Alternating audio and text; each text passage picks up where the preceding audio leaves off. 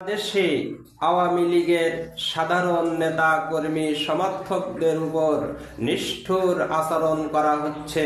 কেউ যদি আবেগে, অভ্যাসে, বিনোদনে জয় বাংলা বলে ফেলে তাহলে তার উপর মব সৃষ্টি করা হচ্ছে, তাকে স্বৈরাচার ট্যাগ দেওয়া হচ্ছে, তাকে মামলা দিয়ে জেলে পাঠানো হচ্ছে। জয় বাংলা বলা কি অপরাধ? জয় বাংলা বলা কি গুনাহের কাজ?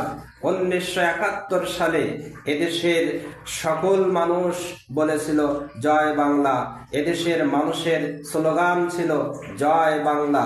তাহলে জয় বাংলা বলা অপরাধ হয় কিভাবে? আওয়ামী লীগের যারা অপরাধী তারা তো 5 আগস্টের আগে এবং পরে দেশ ছেড়ে চলে গেছে। সাধারণ মানুষ তো, সাধারণ সমর্থক, সাধারণ কর্মী, এরা তো চাঁদাবাজি করে নাই, এরা তো দেশের ক্ষতি করে নাই। একটা মানুষ যে কোনো দলকে সাপোর্ট করতেই পারে, এটা তার সাংবিধানিক অধিকার। তাহলে এদের উপর নিষ্ঠুর আচরণ করা হচ্ছে কেন? মানুষ এখন অনেকেই আবেগে বলে জয় বাংলা, অনেকেই অভ্যাসের কারণে বলে জয় বাংলা, অনেকেই বিনোদনের কারণে বলে জয় বাংলা। আমার বাসার পাশে অনেক ছোট বাচ্চা আছে, রাস্তা দিয়ে যখন ধানের শীষের মিছিল যায়, দাড়িপাল্লার মিছিল যায়, তখন এই ছোট ছেলেমেয়েরা ঘরের খোলে জয় বাংলা, জিতবে এবার নৌকা, এই স্লোগান দেয়। কারণ এটা তাদের বিনোদন, এটা তারা গান হিসাবে তারা এটা স্লোগান দেয়। তাহলে এই জয় বাংলা বলা যদি অপরাধ হয়, তাহলে আসেন এই ছোট বাচ্চাদের স্বৈরাচার ট্যাগ দিয়ে জেলে নিয়ে যান। জয় বাংলা বলে অনেকেই অভ্যাসের কারণে, 54 বছর 55 বছর ধরে অনেকেই জয় বাংলার স্লোগান দিয়ে আসছে।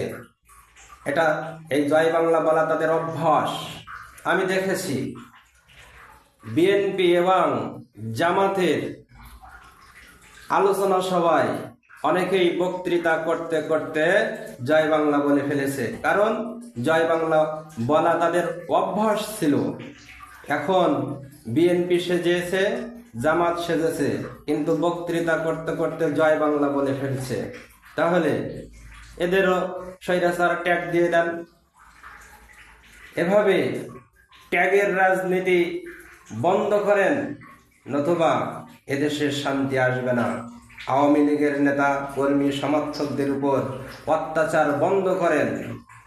এভাবে যদি অত্যাচার চলতে থাকে এদেশে শান্তি আসবে না, ভবিষ্যৎ আরো খারাপ হবে। আল্লাহ আমাদের বুঝার তৌফিক দান করুক, আমিন।